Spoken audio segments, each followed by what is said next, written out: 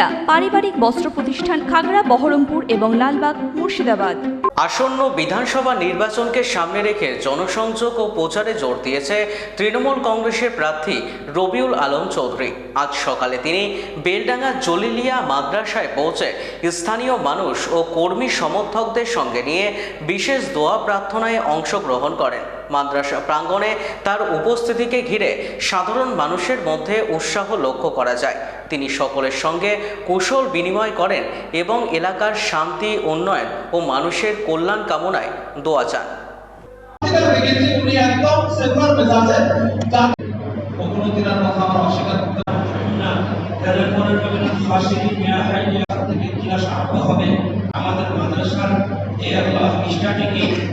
দেখুন, রবিবারে আমরা আজকে পৌরসভার 3, 2, 1 এই 3টি ওয়ার্ডে সকাল 9:30 থেকে আমরা 11টা পর্যন্ত ডোর টু ডোর ঘুরলাম বিরাট র্যালি করে, এবং র্যালি করার পর এরপর একটু পার্টি অফিসে রেস্ট নিয়ে আমরা এই মাদ্রাসায় এলাম। মাদ্রাসার যারা আমাদের শিক্ষক আছে বা যারা ইমাম আছেন, ইমামরা এসেছিলেন, তেনাদের কাছ থেকে আমরা দোয়া চাইতে এসেছিলাম।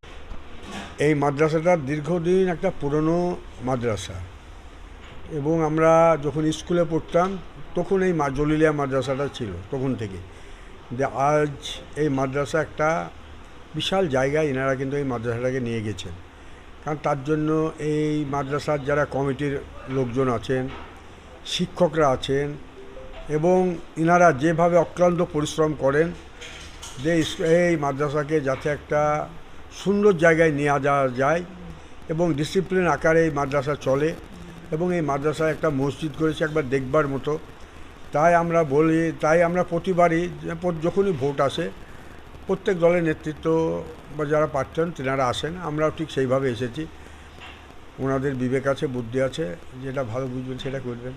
এখন ইমাম মুয়াজ্জিমদের যেটা অবস্থা, ওনারা বিবৃতি দিচ্ছে, আপনারা ফেসবুকে দেখতে পাচ্ছেন যে পশ্চিমবাংলার বুকে আজকে একটা সাম্প্রদায়িক দল বিজেপিকে যেভাবে রুখার জন্য, মানে ওদেরকে যাতে ক্ষমতায় না আসতে পারে তার জন্য ওনাদেরকে ক্ষমতাচ্যুত করতে পারবে যে দল, সেই দলকে আপনারা সমর্থন করুন। সে কথা ওনারা কিন্তু আজকে বলতে লেগেছেন, কারণ পশ্চিমবাংলার বুকে বিজেপিকে আটকাতে পারবে একমাত্র তৃণমূল কংগ্রেস।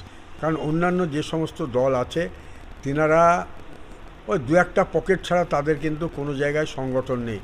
তাই তৃণমূল কংগ্রেসকেই ইনডাইরেক্টভাবে, মানে পরোক্ষভাবে যে বলছেন যারা বিজেপিকে হারাতে পারবেন তেনারা সেই দলকে আপনারা সমর্থন করুন। তার উপর এসআইআর নিয়ে যেভাবে সংখ্যালঘু মানুষের উপর অত্যাচার, নিপীড়ন এবং আজকে দিশেহারা হয়ে গেছে এসআইআর নিয়ে, তার বিরুদ্ধে আগামী 13 তারিখে আবার সুপ্রিম কোর্টে একটা উঠবে, কারণ মমতা ব্যানার্জি করেছেন। যাতে আমরা চাই যে বৈধ ভোটার যেন একটাও বাদ না যায়, তার জন্য কিন্তু আমরা আন্দোলন করছি।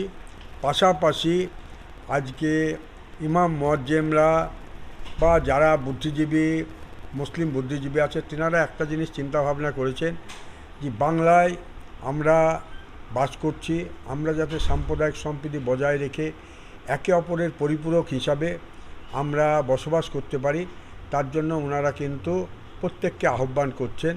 কারণ আমরা একটা জিনিস মনে রাখবেন, আমরা মুর্শিদাবাদ জেলায় 70% মুসলিম মানুষ বসবাস করি, 30% হিন্দু মানুষ বসবাস করি। কিন্তু এখানে আমাদের নবী সাহেব একটা কথা বলতেন, যেখানে যারা সংখ্যালঘু, যারা কম মানুষ বাস করেন, তেনাদেরকে দেখভালের দায়িত্ব কিন্তু সংখ্যাগুরু মানুষের। আমরা মুর্শিদাবাদ জেলায় মুসলিমরা হচ্ছে সংখ্যাগুরু, সুতরাং যারা সংখ্যালঘু আছেন হিন্দু সম্প্রদায়ের মানুষকে আমাদেরকে তাদেরকে না যেভাবে হোক আমরা বাংলার সংস্কৃতি রক্ষার্থে, মুর্শিদাবাদের সংস্কৃতি রক্ষার্থে তাদেরকে আমাদেরকে সব রকমভাবে সহযোগিতা করে তারা যেন সুস্থ এবং সুন্দরভাবে বসবাস করতে পারে। আপনারা সকলেই জানেন যে বেলডাঙ্গা বিধানসভা, এই বিধানসভা হচ্ছে আমাদের যতগুলা ইমাম সাহেব এবং জরুলিয়া মাদ্রাসাতে উনি দোয়ার জন্য এসেছিলেন, এবং দোয়ার জন্য মানুষ যে সে আসতে পারে, এবং সেই সুবাদে উনি দোয়া চাইলেন।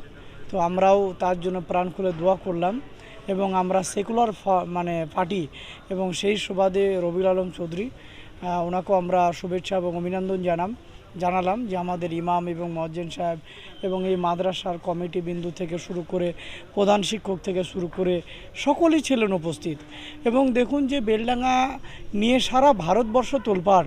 এই জায়গাটায় দাঁড়িয়ে সার্বিক বেলডাঙ্গার মানে উন্নয়ন, বেলডাঙ্গার বিশেষ করে ওভারব্রিজ বা বিভিন্ন কিছুগুলো যাতে হয় সেজন্য একদিকে দোয়া, তার সঙ্গে সঙ্গে আমরা এটাও বললাম যে বেলডাঙ্গাকে নিয়ে কিছু মানুষ হচ্ছে কুৎসা রটাচ্ছে, কিন্তু বেলডাঙ্গা হচ্ছে মানে সম্প্রীতি জায়গা এবং বেলডাঙ্গা খুব শান্তপ্রিয় জায়গা, এখানে কোনো অসুবিধা নেই। এবং মানুষ যে সম্প্রীতি রক্ষার ক্ষেত্রে বাংলার মাননীয় মুখ্যমন্ত্রী এবং গতকালকে আপনারা জানেন অভিষেক বন্দ্যোপাধ্যায় এসেছিল, সেখানেও তিনি বার্তা দিয়েছেন। তা আমরা এটাই বললাম বা সকলকে আমরা আহ্বান করব আপনাদের মাধ্যম দিয়ে যে দেখুন যে রবিউল আলম চৌধুরী খুব ভালো মানুষ এবং উনিও সততার সঙ্গে থাকে যতটুকু আমাদের জানা মতে। আমরা বলবো তাকে আপনারা দোয়া এবং তাকে শুভেচ্ছা জানিয়ে আগামী দিন আপনাদের বেলডাঙ্গা সার্বিক কাজে ওনাকে লাগাতে পারেন বলে আমরা মনে করছি। ওয়েস্টার্ন আউটফিট, ফ্যান্সি চুড়িদার, শাড়িতে রকমারি রঙের সমাহার, ফ্যাশনে এসেছে আজ নতুন সুনিতা, সুনিতা তোমার আমার